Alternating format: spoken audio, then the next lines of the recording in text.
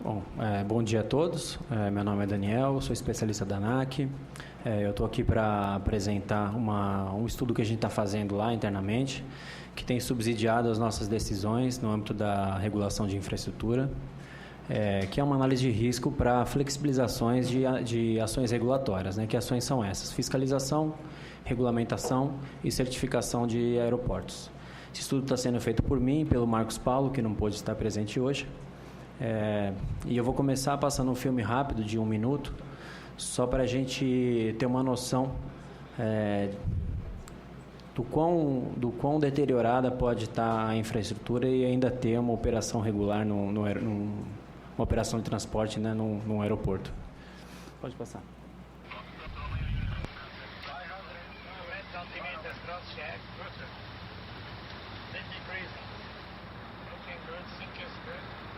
Plus 10, 50, 40, 30, 20, 10.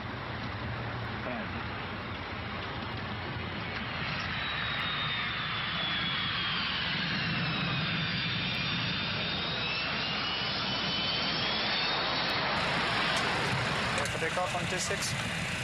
Takeoff checklist. Before takeoff checklist, windows.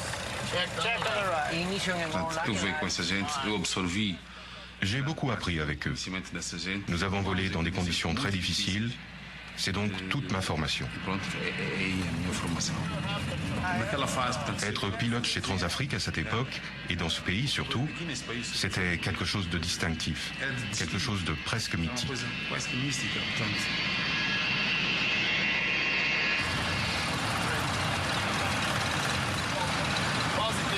Stand by here. Check time.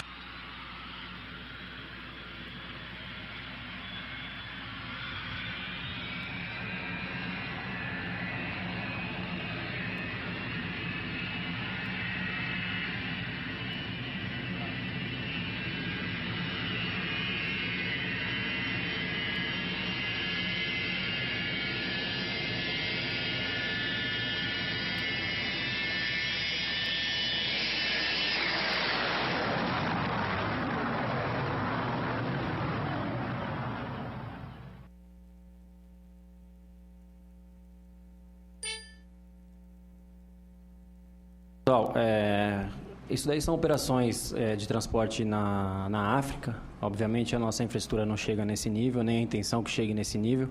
100% das operações de transporte aéreo comercial no Brasil elas são feitas em aeródromos com pavimento rígido no Brasil hoje. A intenção desse filme é mostrar que a gente pode fazer uma análise de risco e tentar entender qual a real influência da infraestrutura no risco final de uma operação comercial no Brasil, tá? Então, o objetivo da apresentação é mostrar essa avaliação de risco que está subsidiando o escalonamento de ações dentro da agência. Pode passar. A gente vai mostrar um breve panorama da cobertura aeroportuária no Brasil, falar sobre a análise de risco e algumas conclusões que a gente já está tirando dessa análise. Então, o Brasil hoje, a gente tem, isso dados de 2015, tá? Do site da ANAC, 658 aeroportos que são abertos hoje. Um grande desenvolvimento no sul, sudeste e no litoral do país, devido principalmente à presença de PIB e população. E a gente tem uma carência no norte, no centro-oeste e no interior do nordeste de cobertura aeroportuária. Pode passar.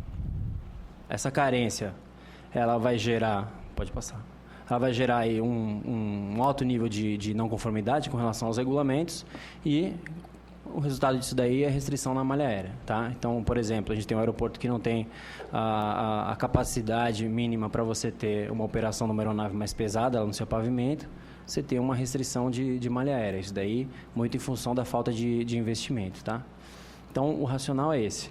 Para tentar corrigir essa distorção, o Código Brasileiro de Aeronáutica ele foi atualizado recentemente e ele colocou que a Autoridade de Aviação Civil podia expedir regulamento específico para aeródromo público na Amazônia Legal. Para quê? Para trazer o fomento regional dessa área. Pode passar. Então, qual que é o princípio? O princípio é a desregulamentação para quê? Com o objetivo de desenvolvimento regional. O racional, você retira barreiras de entrada no mercado, você corrige a carência de infraestrutura, e você aumenta a malha nessa região e aí você consegue desenvolver a região, o desenvolvimento regional.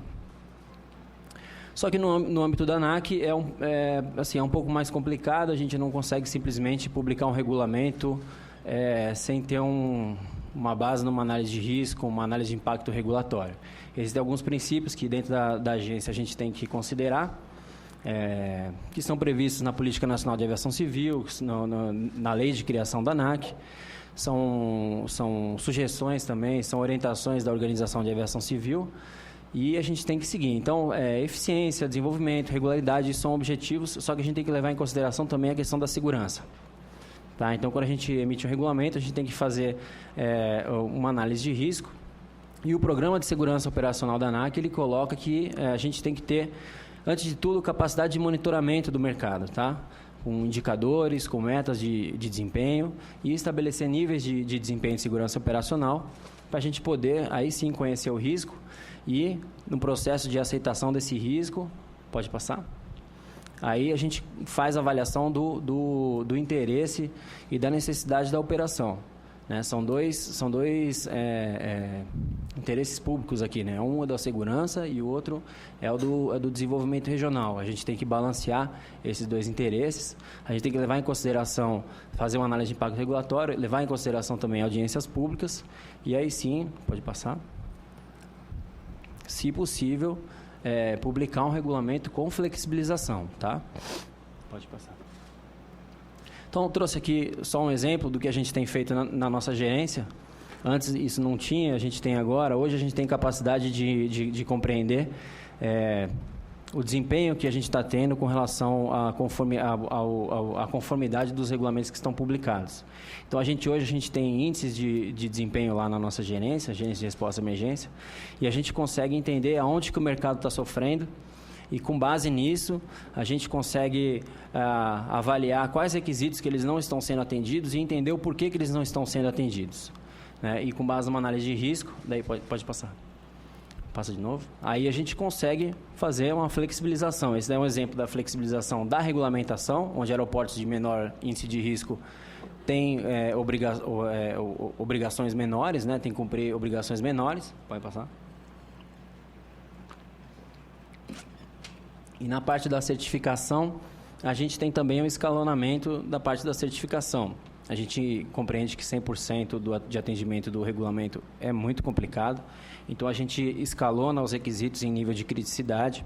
Os mais críticos, obviamente, têm que ser atendidos, e os menos críticos a gente consegue flexibilizar, claro, com base no nível de risco do aeroporto. Tá? Então, esse é um exemplo daquele processo regulatório que eu passei ali na frente. Pode passar. Só que isso daí é pontual, ainda é um processo pontual, né? É um processo evolutivo dentro da agência. Então, a gente identificou a necessidade de um estudo amplo para subsidiar um escalonamento que fosse mais profundo.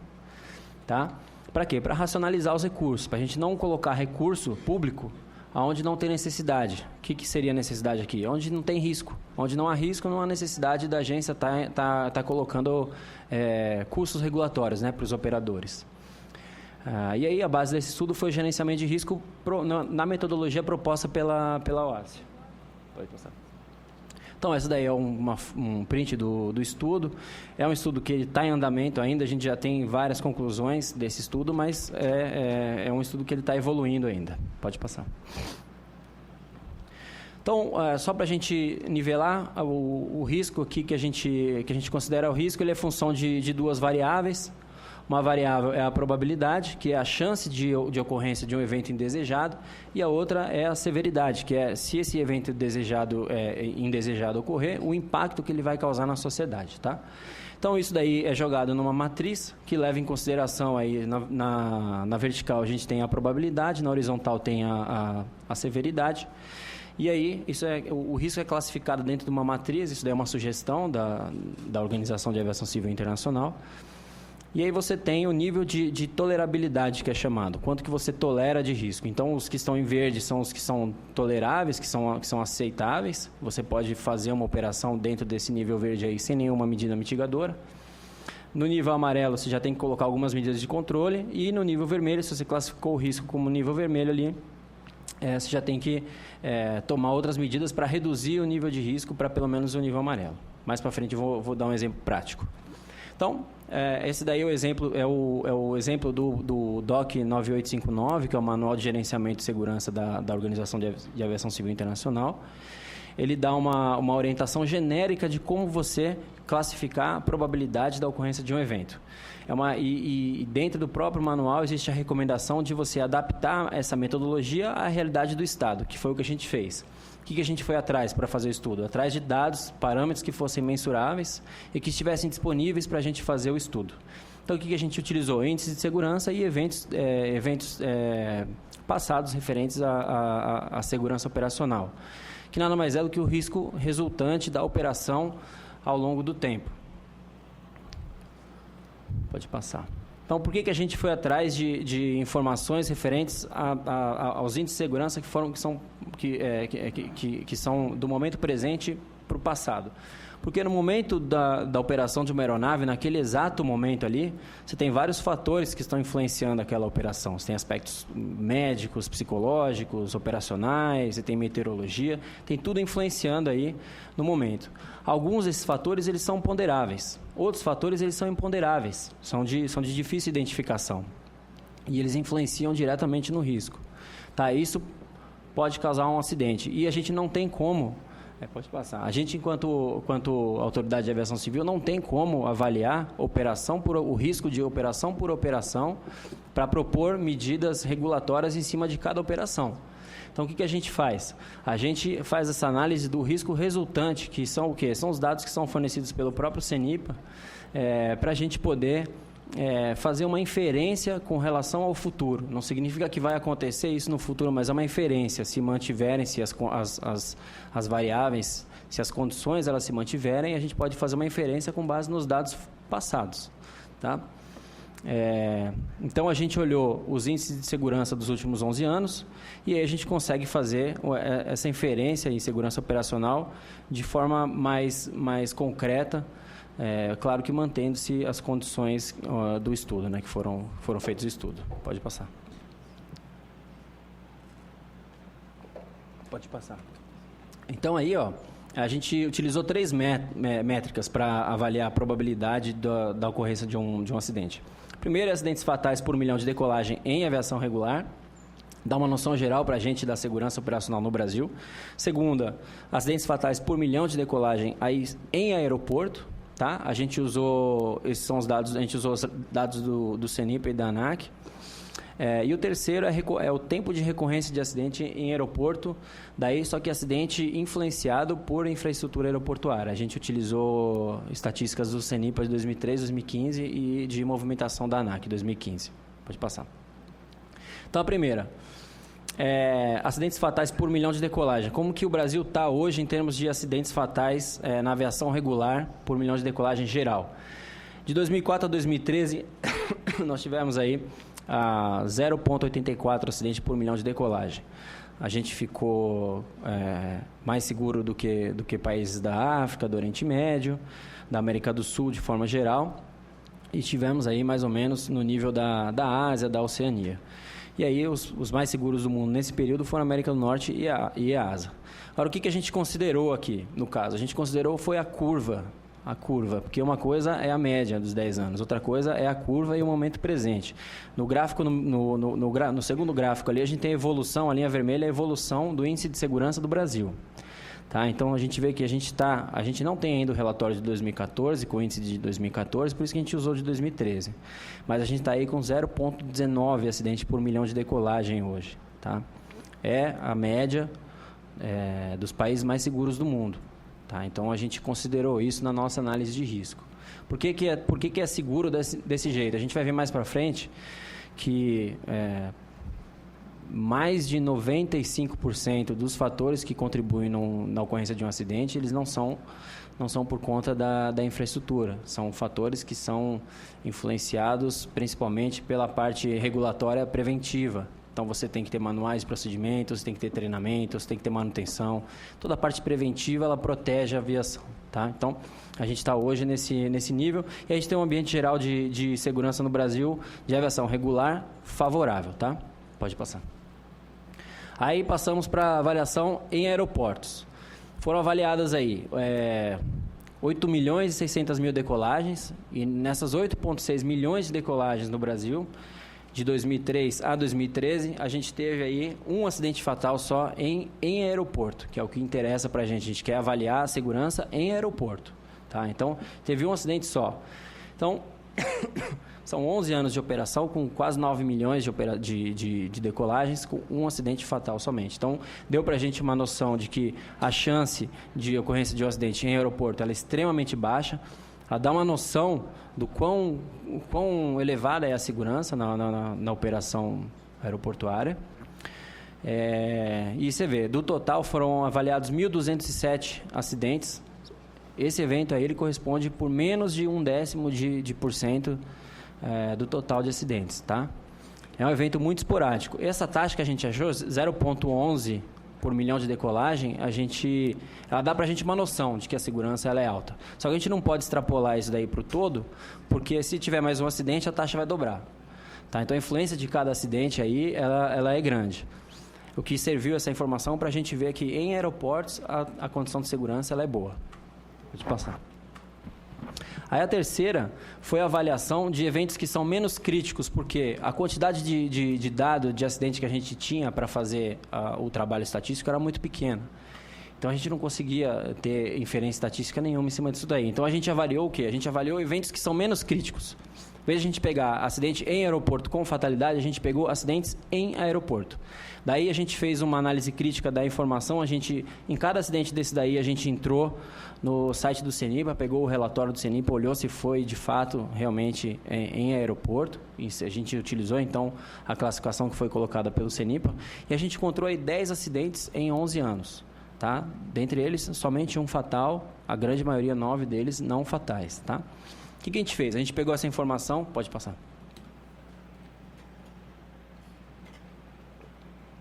A gente pegou essa informação e aplicou o dado do CENIPA, passa de novo, mais um, aí. Aplicou o dado do CENIPA que esse gráfico aí do CENIPA, o gráfico maior, ele é um gráfico do relatório do Panorama de Segurança Operacional da Aviação Civil Brasileira, que o CENIPA publica no próprio site dele lá, tá? E essa estatística, o CENIPA coloca que somente 1,74% dos acidentes em aviação civil são influenciados por infraestrutura. Ou seja, em 98,3% dos acidentes aeronáuticos no Brasil, não existe influência de infraestrutura aeroportuária.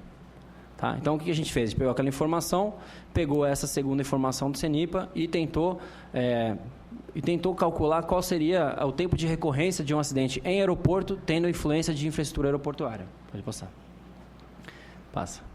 A gente chegou nesses tempos de recorrência e a gente segregou os aeroportos por classe, né, por quantidade de movimento, e a gente verificou que em todas as classes de aeroporto, o tempo de recorrência de um acidente influenciado por infraestrutura, ele seria acima de 100 anos. Tá? A gente não pode dizer que a gente só vai ter um acidente influenciado por infraestrutura daqui a 100 anos. Mas isso é uma informação, ele dá uma noção para a gente de que a influência da infraestrutura ela é muito baixa. Tá? Então, a gente identificou também que quanto maior a movimentação do aeroporto, menor o tempo de recorrência, quanto menor a movimentação do aeroporto, maior o tempo de recorrência. Ou seja, existe uma relação direta entre a movimentação do aeroporto e a chance de acontecer esse acidente. Por quê? Por causa da exposição. Cada risco, cada movimento que acontece ali, ele tem um risco. Então, se você tem um aeroporto que tem um movimento por minuto, você vai somando os riscos ali, naquele aeroporto. Se você tem um aeroporto que tem um movimento por dia, a exposição ao risco é muito menor. Tá? Então, o tempo de recorrência para acontecer um acidente ele é maior. Então, a gente identificou que a complexidade do aeroporto ela influencia diretamente as chances de ocorrência de um evento. A gente fez outro cálculo, a gente viu que movimentação operacional de aeronave e de transporte passageiro tem 99% de correlação. O que a gente fez? Como a gente tem mais dados de movimentação de passageiro, a gente utilizou na matriz de probabilidade o dado de movimentação de passageiro. Pode passar.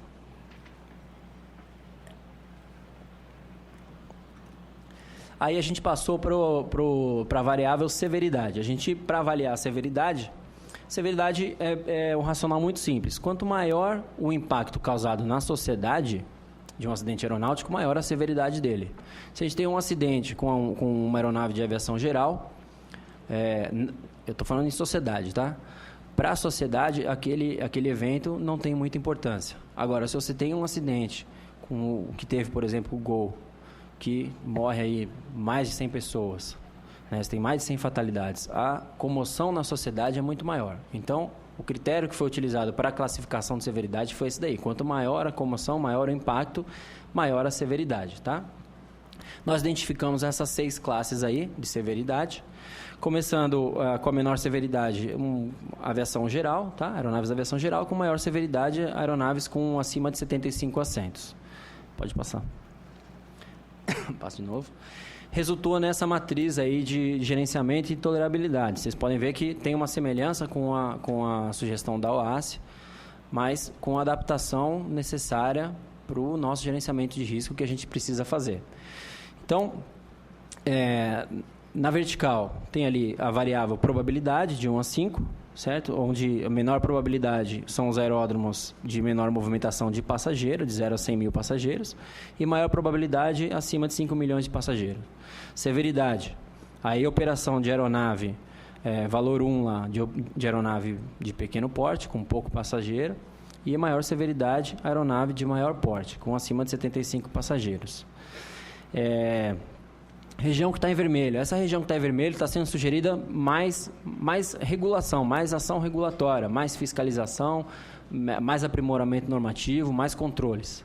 Região classificada em amarelo, aí é a região de manutenção das condições atuais. E a região classificada em verde é a região que você pode ter um movimento de desregulamentação do setor, desregulação do setor. Depois a gente vai ver o porquê. Porque o risco menor está nessa região verde. Na região vermelha é onde está o maior risco.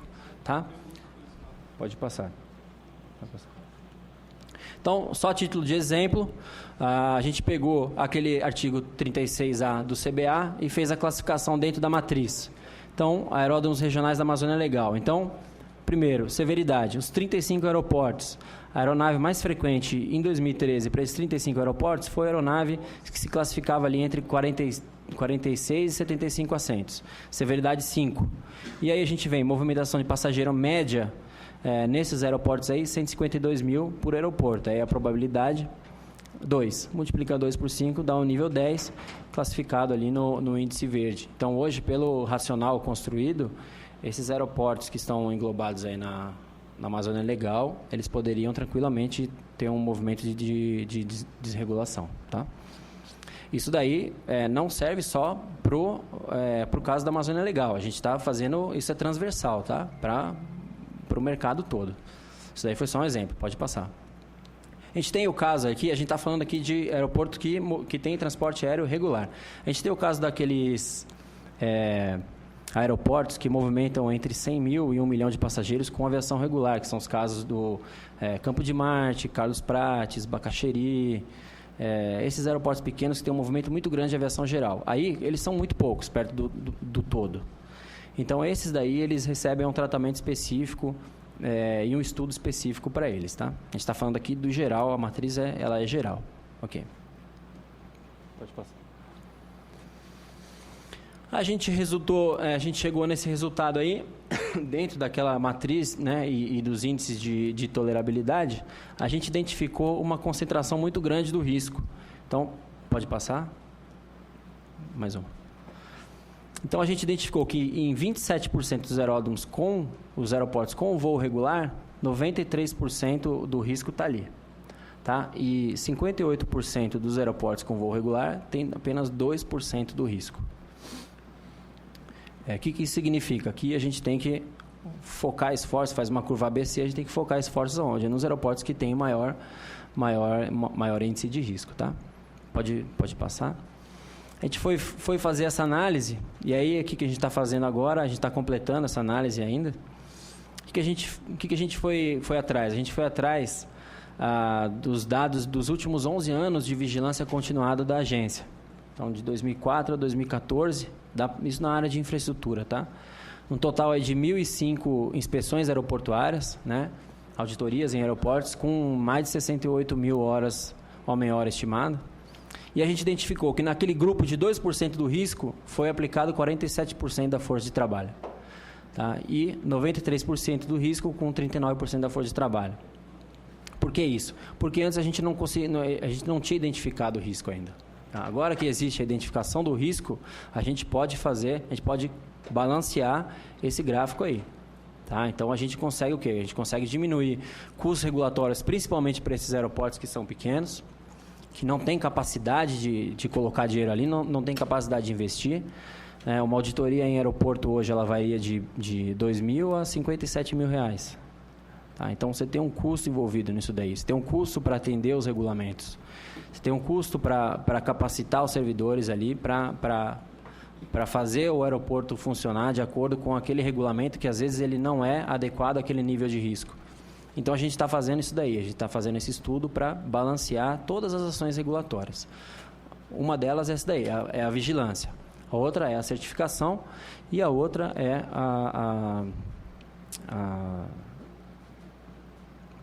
a manutenção, as inspeções, a certificação e a regulamentação desses aeroportos. Tá? E tem custo para a ANAC também. Isso daí, esse total de homem-hora aí, representou um custo para o poder público também, tá bom? Pode passar. Então, quais as conclusões aí desse trabalho, as conclusões iniciais? Que, de fato, a gente precisa fazer uma análise de risco para poder escalonar a regulação de forma mais adequada, tá? Na parte regulamentar, de certificação e de vigilância continuada. Na parte de regulamentação, flexibilização sugerida para os aeroportos aí com risco naquela área verde. A gente já tem verificado movimentos nessa direção, mas a gente pode intensificar agora com essa análise de risco. Na parte da certificação, a gente colocar níveis de serviço para certificação, para os aeroportos com risco amarelo e os com maior risco. E liberar da certificação os aeroportos com menor risco justamente por conta disso, porque eles não têm risco, você não tem necessidade de você estar exigindo que ele garanta o tempo todo a segurança, okay? Porque os níveis de risco lá são menores. E na parte da vigilância continuada, uma racionalização, que é o que a gente identificou agora. Quanto maior o risco, maior a presença do órgão regulador lá. Menor o risco, menor a presença. Tá? É isso aí. Eu agradeço, acho que até foi rápido, né? Agradeço aí. Foi procedimental.